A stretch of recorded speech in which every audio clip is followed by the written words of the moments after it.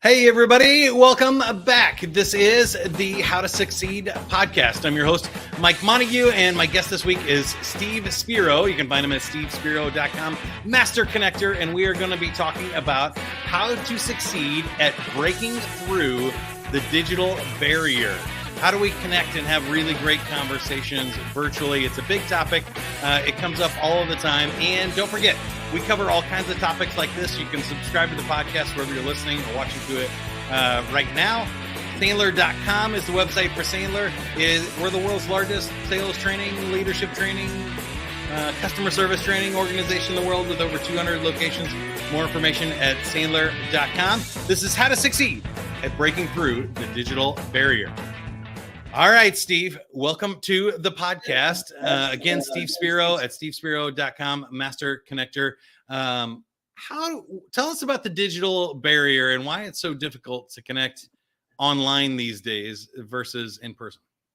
Well, I got to say, this is my signature. Steve Spiro, the master connector, coming at you live and direct. I have to say that. So, but yeah, what was that? Contractually obligated to put that in there. Contractually obligated for sure. So, but yeah, I mean, it's interesting, right? And we live in an era where a lot of people hide behind the technology, hide behind social media, hide behind email, and it's really tough to penetrate that. And especially the younger folks, I think there's a tendency to want to kind of, basically they feel like a true connection is being connected with somebody and having an extra number on their social media account, right? But that's not true connection. And so, yeah, I'm a big believer in breaking that barrier. And we could talk about some of the techniques later. But I think, just high level, it's being authentic. It's being others focused, being a go-giver, right? It's adding value. It's not pitching. It's making sure you're going in there to really, hopefully help somebody. And if you find out what somebody wants, they'll move heaven on earth to get it. That's a quote there, by the way. I know you asked for a quote for later, but that's not going to be the quote. It's a great quote from Dale Carnegie. Yeah, you've already shouted out Bob Berg and the Go-Giver as well. I know he's been on your show, and we should probably mention you have the show on LinkedIn as well. So connect with Steve Spiro on LinkedIn. But I think that is amazing because both of us do this, right? Both of us have connections and podcasts, and we do love the followers and we do love those connections, but they're different. I feel like there's kind of three different levels of connection, at least in my mind. We're connected on LinkedIn or social media, and we're aware of each other. There's connected virtually in a conversation where if I say, "Hey, Steve, it's Mike Montague," you would take my call. That you know who we are. We've talked a couple of times. I'm going to be on your show. You're on my show. We've met outside of that. That's kind of second degree. And then there's third degree connections, which is really like we've met in real life. We've had some sort of emotional connection and we've dropped those defensive walls that we can really be our true selves. And I think that's really hard for salespeople. We all want to get there with our prospects and clients, but you can't necessarily start there either. So can you walk us around some of the ideal attitudes and maybe misconceptions salespeople have about how fast they can get there? Yeah, I mean, I'll just talk about, and I'll dive right into kind of what I do, right? So in terms of how I'm breaking these barriers, and hopefully they'll answer your question. So listen, first of all, I agree with you. It's great to have followers, connections. And on LinkedIn, I like connections versus followers because connections mean we can communicate back and forth. If you're just following me, and by the way, a little hack, if you see somebody's profile and it just gives you the option to follow, just go to the dot on the far right, click it, and you'll see that there's a connect option. So don't just assume you can't. In 99% of the cases, unless there's some high level person like Mark Cuban or whatever, where you can't you're gonna have to put an email address or something, but for the most part you'll be able to connect with people. So I like to have connections, but to me, number one, if that's all it is, what good is it, right? So number one, everybody that connects with me, I'm making an effort to get on a call with them, not a pitch. It's literally my message is something to the effect of, hey, it's great to connect. My feeling is if you don't know much about the person other than what's written in their profile, what good is being connected? Let's have a phone call. Let's have a conversation. Let's see if there's ways we can add value. I've got a pretty diverse background. I'm always looking to help open doors. So there's a WIFM, right? In the sales world, right? The WIFM, what's in it for me? For them, not for me, but for them. So they're more apt to get on a call. And by the way, in case you're wondering, and this is my perspective, a lot of people say, well, I don't know if I want to have a big network because if I don't really speak to people, and why would I have them on my network? Well, I'll tell you one thing. If you're trying to go after CEOs, presidents, high-level C executives, right, C-suite, and if your network is pretty big and you've coincidentally got 6 or 8 or 10 or 12 of their colleagues or people they respect a lot in your network showing up as mutual connections, they're more apt to connect with you.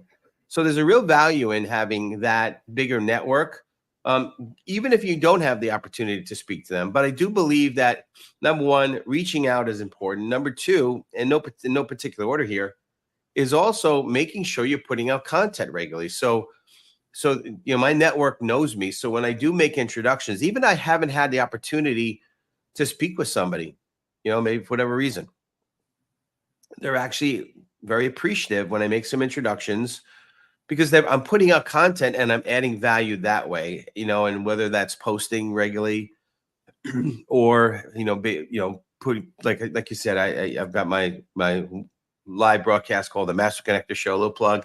Masterconnector.show is our website. Wednesdays, 1 p.m. Eastern. Check it out.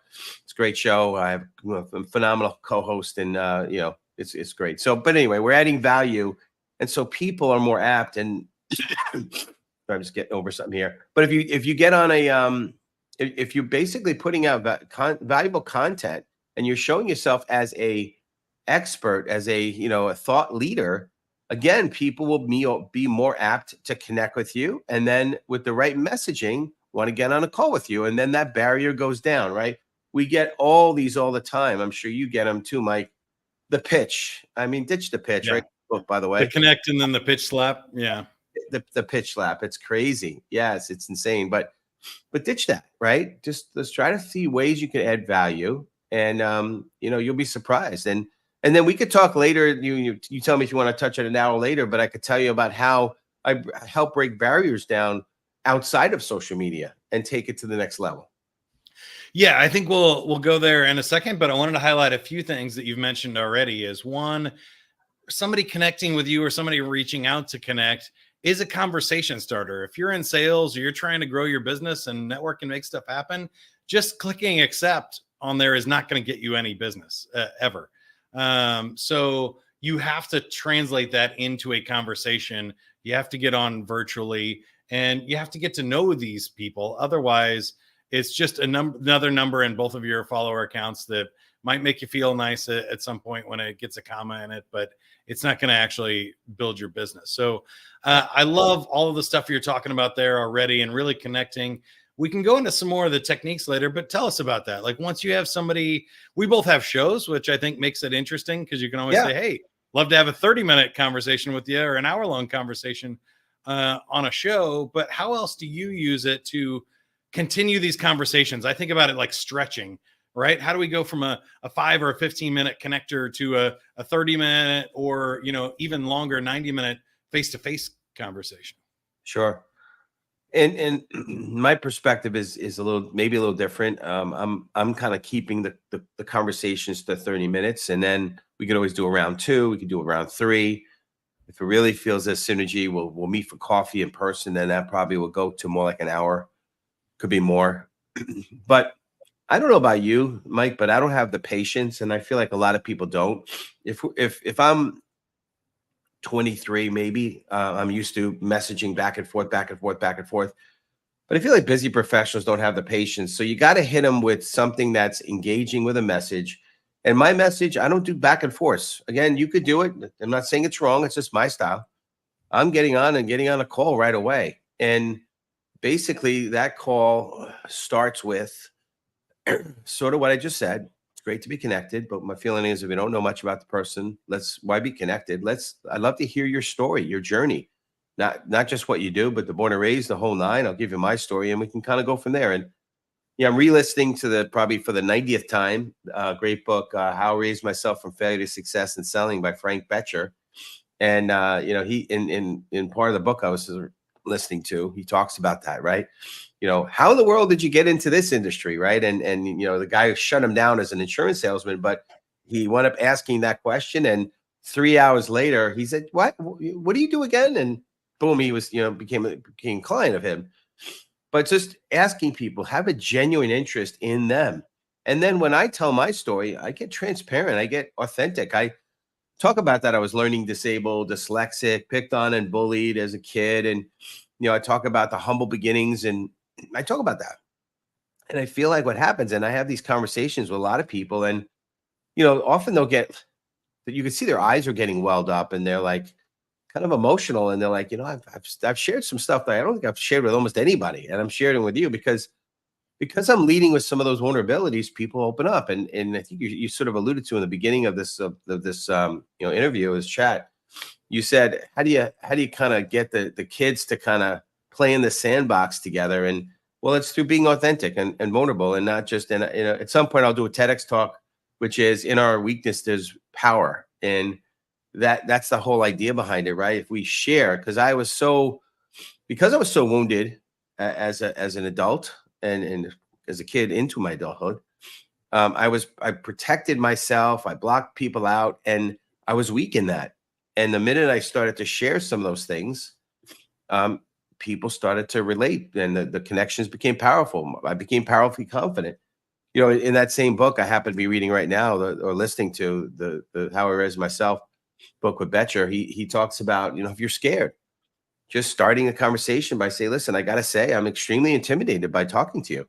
And that breaks barriers down, right? Yeah. So just whatever you can, to be authentic and real, and not have this air, not have this wall, because that's the best way to connect. And that's why I decided, when I was looking at, what I'm going to refer myself as, I didn't want to be the master networker.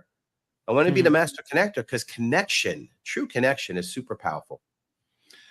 I love and second all of that. I have also, experience with dyslexia and bullying and stuff. And I think it's an interesting thing when you find like broadcasters and stuff. I think it's a safe way to like be liked. It's an introverted way to be extroverted and stuff. And I found my outlets and creativity and performing as a way to kind of be on the stage and get the attention that I need without being in the audience and having to worry about other situations that was, trauma from my past and things. That you're right. When you tell those stories, people can catch on to them, and the authenticity is key. The other word I like is being disarmingly honest. I think the fastest way to connect with people, even on cold calls, is to be disarmingly honest and say, Steve, this is a cold call. You probably don't know my name. Should we hang up now, or can I take 30 seconds and tell you why I think we might want to talk? I love that. I've used that recently, and I've got an appointment from that, Yeah. And all the other stuff that you're talking about there works too. So my next question, I wanted to get us into behavior a little bit, is how often you do this. You're obviously making a career out of this, but most salespeople should be getting paid to be master connectors too. How many calls, appointments? We both have scheduling links, so that's a nice hack we can circle back on later too, that we can schedule a bunch of interviews in a row. But I found if you do them kind of back to back, you don't get to really connect. There's like a forced deadline, and you're jumping right to the next one. You're not following up. You're not decompressing and resetting to really connect with the next person. So what do you feel like our regular cadence should be? How many people are you trying to connect to, and how many conversations can you handle in a day, week, or month? It's a great question. I mean, I'm probably averaging about 5 or 6, and I do try to keep my daytime pretty clear for work-related stuff. My mornings before, sometimes you say 5 or 6 conversations a day, or what? Yeah, 5 or 6 a day. Yeah. The mornings I might do something before 9, maybe sometimes at 8 and 8:30. I might do a lunch hour one at maybe 12 or 12:30, and then I might do 1 or 2 at depending upon scheduling, or sometimes 3. And I am okay with back to back, because I've learned how to navigate that without it coming across forced. You know, I heard somebody recently said he has a rule. I think he's 20. I want to say 27-minute calls, which gives him that 3 minutes to just decompress. But I usually I'm good with the 30 minutes. And I feel like if we didn't cover enough, I right on the spot, I'll schedule a second one. I'll do it round. Let's do round two, you know. But I feel good about it because I kind of lead and I set the stage as to how the conversation is going to go, and kind of keep an eye on the clock. Not like I'm trying to, you know, box the conversation in. But yeah, I mean, you know, typically most people, for the most part, when they tell a story, it doesn't go beyond like 3 to 5 minutes the most. Some of them are 2 minutes. My story is probably 5, so that gives us a lot of time to kind of dig in a little bit, ask questions, you know, kind of relate. So yeah, it's great. I think it works perfect for me. But I think to piggyback off your question in terms of sales professionals, business development people, owners, you know, it's that you know, Glenn Rossi, ABC, always be connecting, right? It's a lifestyle. It's not just something you're doing just right, you know, purposely, or, you know, once in a while. It's how you live.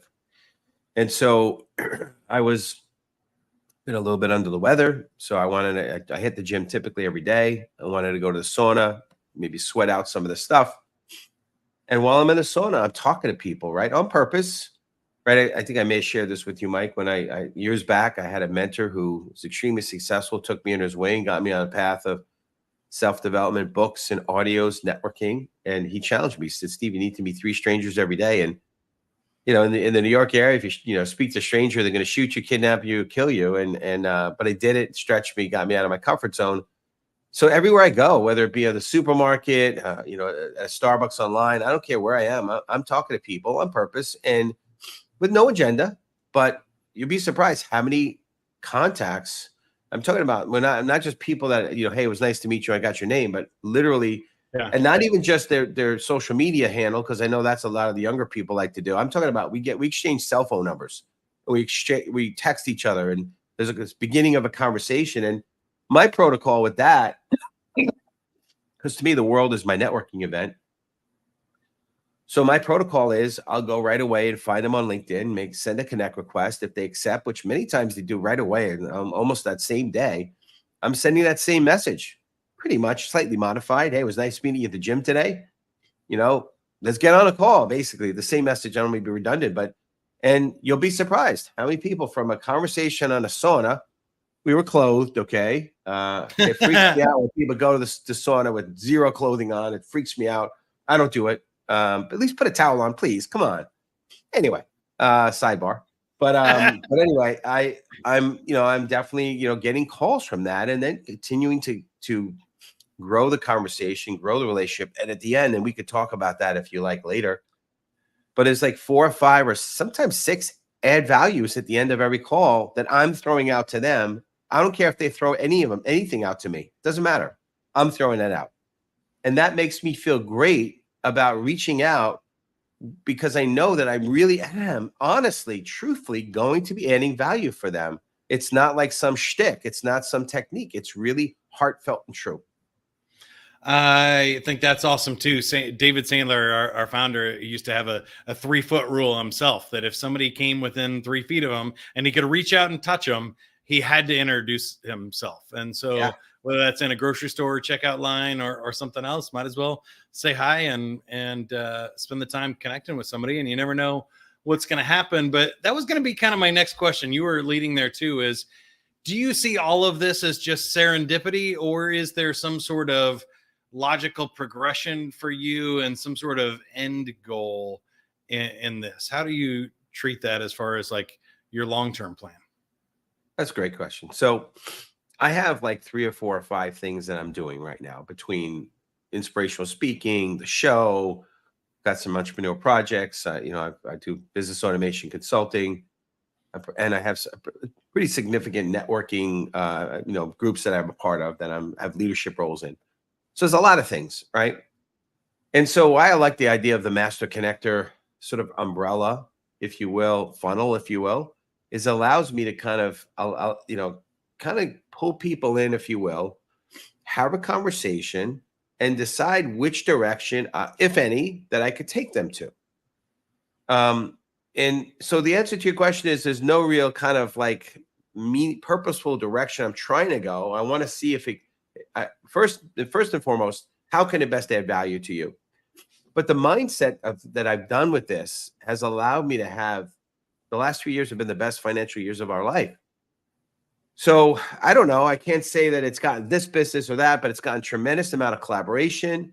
It's gotten me to meet with some really cool guys like you, Mike, and get on shows. And, it's really been very fruitful that we're out. And from that, the money's coming, right? And, part of that go-giver mentality, you sow and then you reap. And, again, it's old scripture, but it says, press down, shake it together, overflowing, right?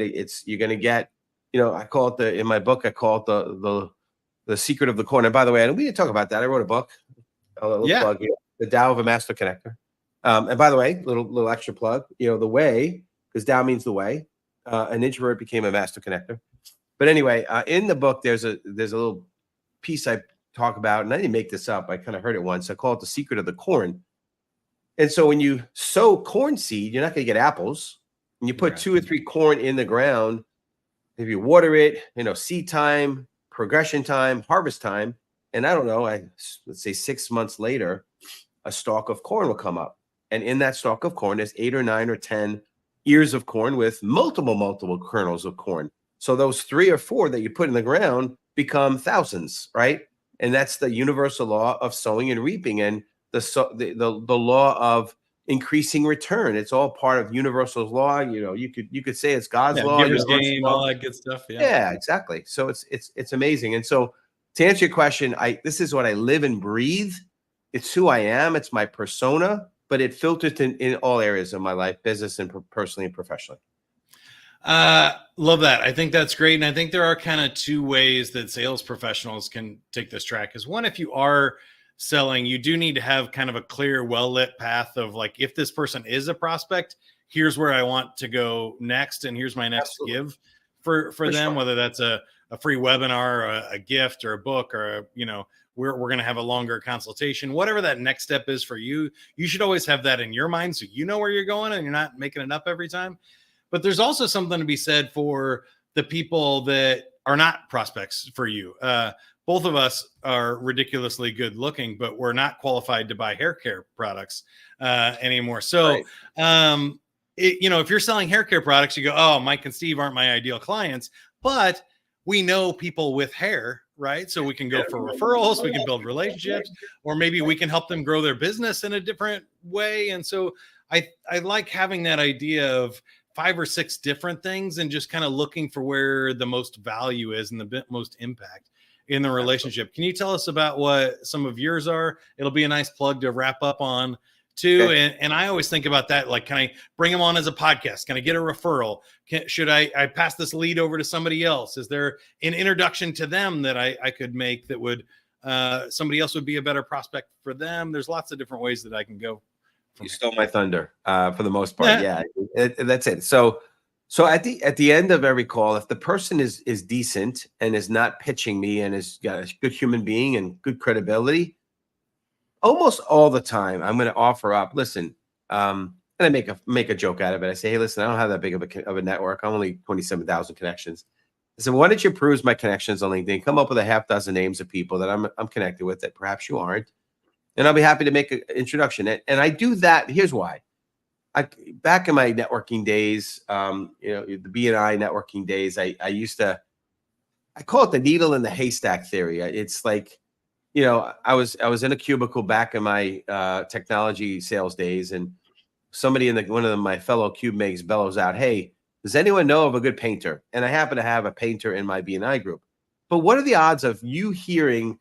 And listen, we have big networks. We have a lot of things we're doing. What are the chances of us asking questions or keeping an ear out for somebody's need? And okay, you need to talk to Mike. It's really rare. It's really rare. So I'd rather be proactive versus reactive and say, hey, come up with the 6 people that you would like to be connected with. Search, do a search, you could filter and all that stuff. and I get great reaction. So that's number one.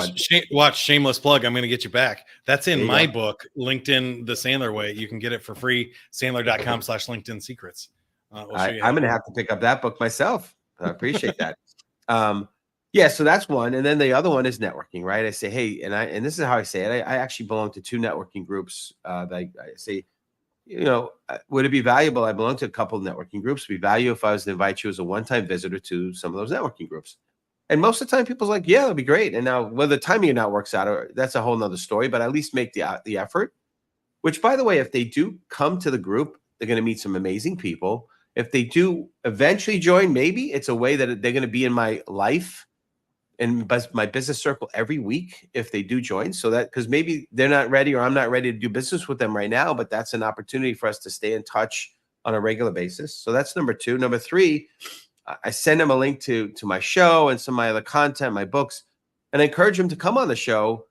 Not necessarily as a speaker, although I have done that too. So that is an option, but just to watch, to be an observer, to be in the audience, because I say, listen, in our show, the people that are watching the show, we suggest to get in the comments and connect with each other. So that's another. And then I might have a podcast that I'm going to suggest as well. Now, by the way, in that, an opportunity might come up, right? But when you're doing all that and adding value, people really appreciate it, and they want to somehow give back to you in one way or the other. Yeah. All good things there as well. And I think we need to really think about it. It's something that came up for me, and maybe it was my shameless plug. I shouldn't have interrupted yours with my book plug, but we are kind of doing this for show and we're talking about it, but I want to circle back and close with all of this is authenticity, and we found ways to help other people. And so you do still want to connect. And if it's just a connect and a great story, and I met a really cool guy here in Kansas City that was going through some stuff when I was going through some stuff, and we just had lunch, and it was like, now our businesses aren't connected. Our networks are really not there. He likes to drive a Jeep in, the desert and stuff. And I'm more of a coast, sit by the pool on the beach kind of guy. That's okay too. I met a really cool person. And so I do think I want to put that last focus on, you want to know where you're going. You want to have some options to be of value for other people, but don't make it about getting people through the funnel. Make it about finding the real connections, right? 100%. And by the way, when you do reach out to connect with people, you can be a little bit strategic. I'm not just hitting connect to anyone, right? So try to be a little strategic so that if there is a potential through it going to a funnel, and I agree with you that it shouldn't be the main focus, at least they're in the realm. So I agree with you, Andrew. And by the way, congrats on your Chiefs. We'll see what happens in a week and a half, 2 weeks, but good stuff. I know when we're recording this, we're sitting on the best time right before. Yeah, hopefully when this comes out, it'll be you guys are Super Bowl champs. Again. Yeah. Good stuff. All right. Now, I want to demonstrate what we're talking about here and ask you a couple of questions to get to know you a little bit better before we wrap up. So 3 quick ones. Number 1 is, at this point in your career, you've had a ton of success. You've done a lot of cool things. What is your definition of success? I love that question. And true success, I learned this. I didn't make this up, but I embrace it, which is true success is how many other people are better because you were here. To me, that's true success. Really great answer. I haven't had that one before. On the flip side, was there a failure, a lesson learned, or a biggest hurdle you had to get over in order to be successful? Well, I have a background. We didn't talk about this. I have a couple black belts. I have a 4th degree in karate and a 1st degree in jiu-jitsu. And one of the big lessons I learned is don't duck into your 6'5", 300-pound sensei's roundhouse kick and duck into his knee and break your nose.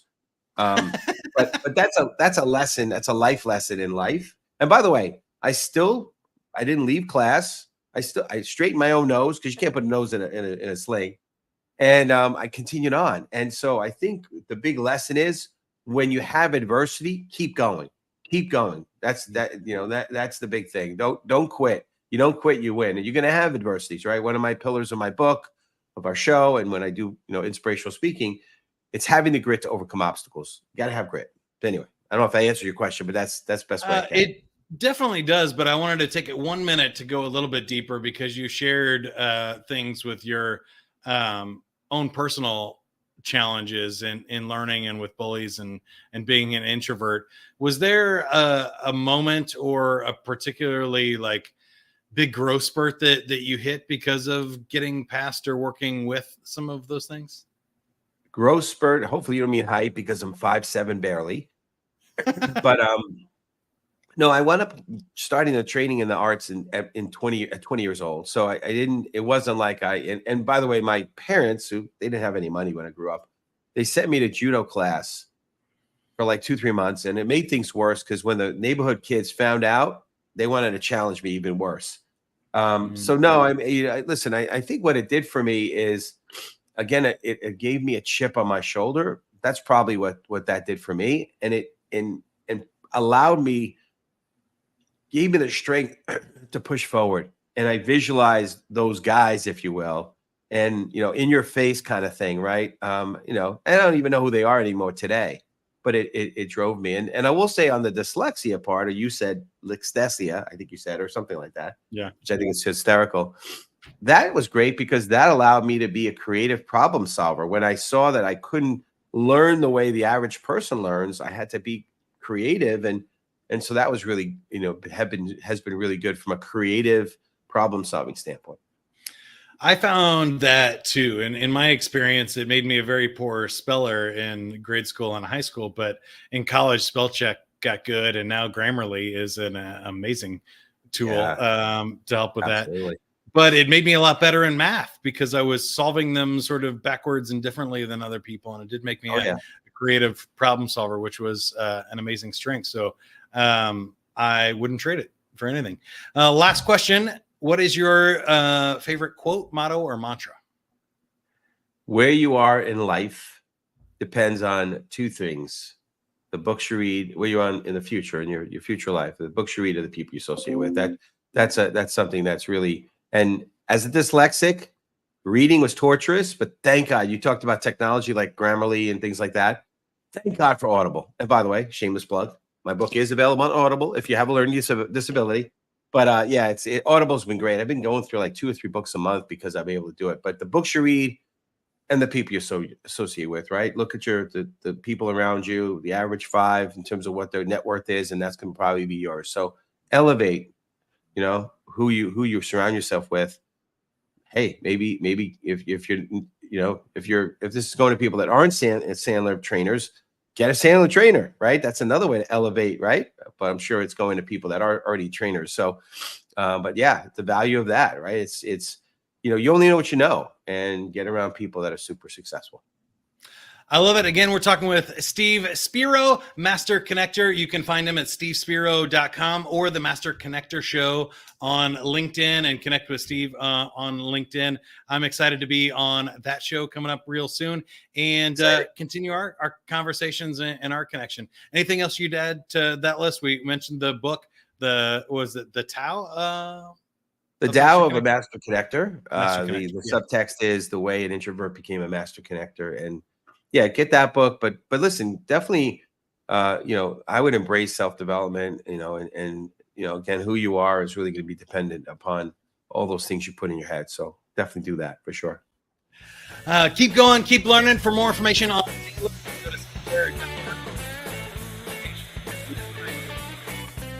an international large enterprise, check out that team. Will help you out as well. The Sandler Summit's coming up, so don't forget to join us there. And if you have any other questions, reach out to us, and whatever you are, be a good one. That's what I always say. We'll see you. Have a good one, everybody.